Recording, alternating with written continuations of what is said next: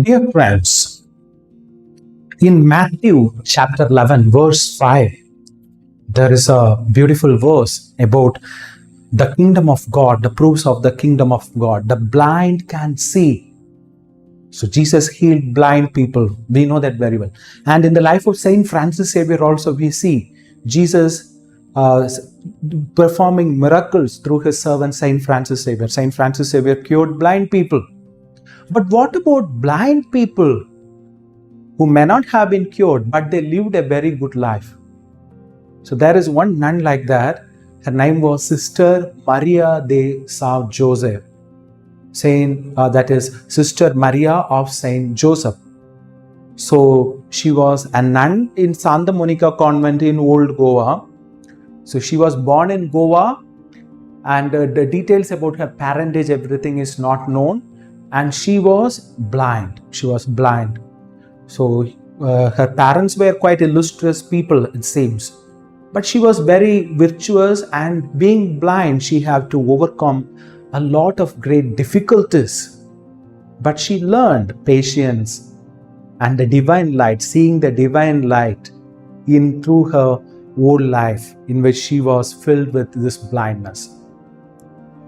So she joined the convent somewhere after 1606, after a few years of foundation of Santa Monica Convent, and she became a lay sister known as Sister Maria de Sao Joseph.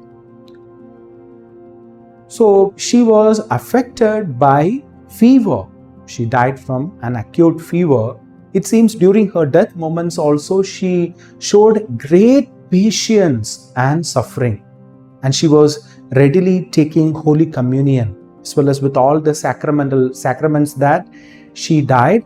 So she died in the year 1614 on May the 16th.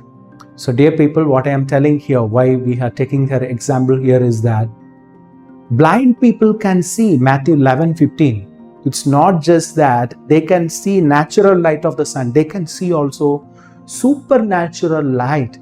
And who is that supernatural light? Jesus. Jesus said, I am the light of the world. I am the light of the world.